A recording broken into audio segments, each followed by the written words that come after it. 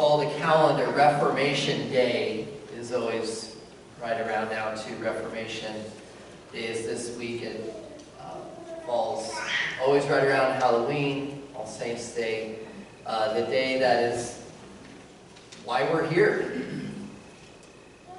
So this sermon is partly through that lens too, reflecting on Reformation Day. I asked the question to begin, how do we find our voice in the midst of this mess? And a follow-up is, who is even listening to us anyways when we maybe find it? Today we are going to talk about one of the most important components of this unique faith, and it is unique, the faith that you and I practice, that we hold on to, one of the most important components of it. You or I are here in this place, this sanctuary today, because once there was a Reformation. So Reformation Day is here now. This week for us to look back upon, as we always do, and to look forward to the Reformation that needs to continue. I'm about to oversimplify something for you right now that you could spend a lifetime studying and reading and writing about. Okay? I'm going to oversimplify it. When it comes to the Protestant Reformation, the result of which is you and I sitting here together, you can define it, I think, in two ways. By either what it went against or what it was for. A lot of things you can define that way, right? So today with our dear friend Bartimaeus in this story, we are going to confidently, just like he did, shouting out at Jesus, proclaim what it was for the Reformation. Let's start with Bartimaeus. Bartimaeus, because whether you knew it or not, was the earliest of reformers. He was a revolutionary of a man. This man, in this short story, lived out one of the key aspects of the Reformation. He knew it, whether anybody else picked it up or not. It is a principle that remains true in our lives to this very day, what he lived out in this story. And he did it shouting out. The text tells us twice, "Son of David, mercy, have mercy on me." This dirty man on the side of this bustling city in Jericho just practiced the spirit of the Reformation right before our own eyes on the page and our ears as we imagine him calling it out. And that principle is this. It was without asking permission. It was without gaining the proper authorization. It was without channeling his needs through an intermediary, kind of like the disciples would have been, like Peter or John, or at that time, a priest. Bartimaeus proclaimed who Jesus is and showed his faith by calling out to him directly as he walked by him. The message of the Reformation is that of a personal relationship and access with Jesus with no need for an intermediary presence. And this is a gift that has been given you and I, and we need to accept it as one. Now, a personal relationship with Jesus sounds really amazing, and it is really amazing, is it not? But also understand, in the midst of practicing it, of understanding Bartimaeus, of where we live now, it does not mean that life is all roses and butterflies all the time because you have a personal relationship with Jesus. All of your ailments are healed. That is not how it works. That is not how we claim it does. A personal relationship of Jesus that we are invited into because of the work of the Reformation is a blessing in the midst of a life of burden. It is a friendship in the midst of hardship. And it is a Savior who, as Hebrews tells us, understands our suffering and still forgives our sins.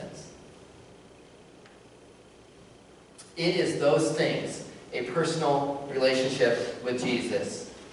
It is also another. A personal relationship with Jesus means that we are invited into entering into a healing. We are. It is a different kind of healing, though. It is the healing of our blindness. It also means that after we can see, we have a leader to lead the way for us to follow. A personal relationship with Jesus means an invitation into the healing of our blindness, and then having a leader to lead the way. And that personal relationship is what we grow into on the deepest level of your being.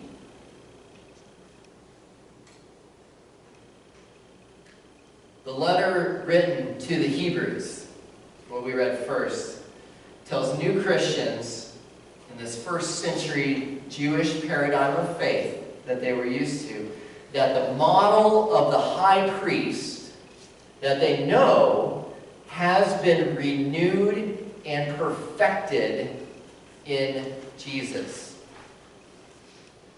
Hebrews tells its readers that high priests of the past were limited, and they were limited by no fault of their own. It is because they were limited by their own humanity. Every one of them was a human. They were limited by a lifetime because they would grow old and die, and then a new high priest would need to be found. They were limited by their own sin. They had to go through many purification rites before they could be pure enough to then take what you had to give them to lift up to God. The message of Hebrews and of the Reformation is that Jesus changed all of that.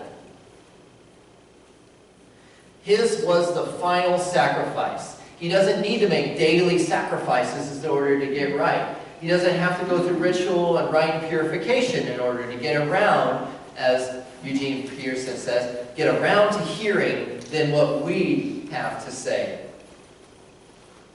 Jesus was, is, and always will be enthroned forever as our high priest. Your high priest. Bartimaeus, in all of his blindness, saw something. He was an early reformer.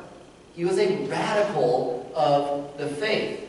And I use that word because he used a radical title to shout out to Jesus then and there when he called him Son of David. But you and I know that. We're like, well, Jesus was called Son of David all the time. We read that all the time, right? Well, in context, in Mark's Gospel, that terminology is completely unused except for this moment in this story right here. The only time. Son of David. This blind man shouted it out. This blind beggar was accessing Jesus as Son of David, which is synonym for Messiah.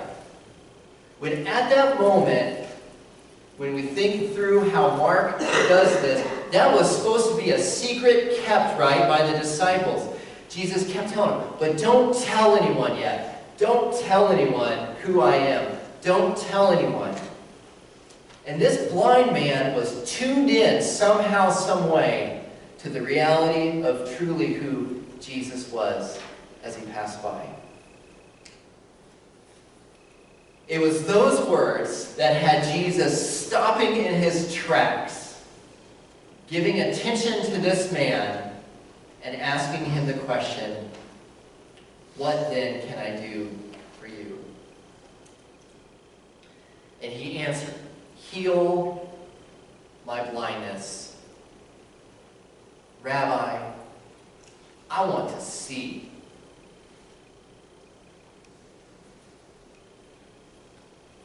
When I read this happening, I see a along with other healings of Jesus, tempting to read this through the lens of, well, what personal ailment would you ask Jesus to heal or fix in you if you were Bartimaeus? For Bartimaeus, it was blindness, right? For us, it could be any number of things. I'm going to approach that a different way, though, this morning. Because perhaps, just perhaps, the focus of this text is on the healing of blindness before anything else. Well, but I'm not blind, you might say. I'm not blind, I can see. So why do I need healing of blindness? But I would say we all are blind. We're blind. We are blind because we do not see the world, we do not see our neighbors, we do not see our enemies through the clear eyes that our high priest Jesus does. We do not see his way. We are blind. Look around. Our collective vision of God's will for this world is fuzzy at best on very many things. And you know, it's fuzzy on many things and it is completely blind on others. We do not see well with vision that which God has put in place and put in store for us at this place at this time. We just can't see it. We're blind. We are blinded by so many things that we find ourselves begging like our friend Bartimaeus right there. Until the day Jesus walks right past. And in the moment, we as reformers, we must ask ourselves the question that I began with. How do we find our voice in this mess? And who's even listening to us anyways?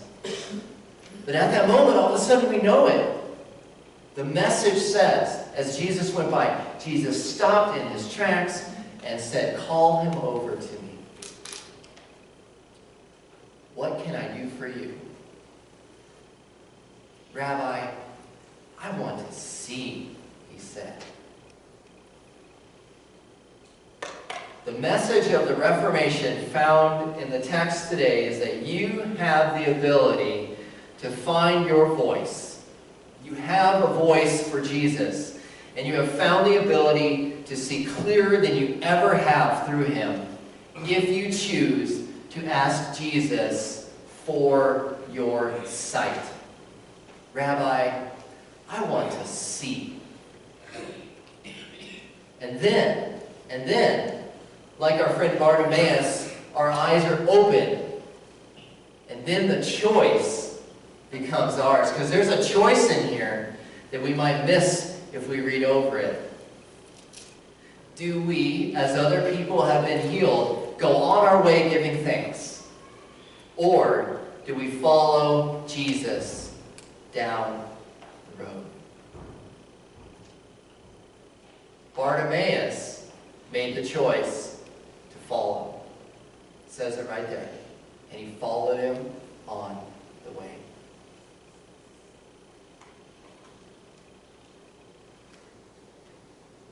The town of Jericho lies about 13 miles from Jerusalem. Imagine walking 13 miles in a day. It's a day's walk. It is a night's stay and a day's walk from Jerusalem. This geography matters where this happened. This was the last stop for Jesus. In some of the other Gospels, it's in Luke, I think, is when this is where he meets with Zacchaeus in Jericho here.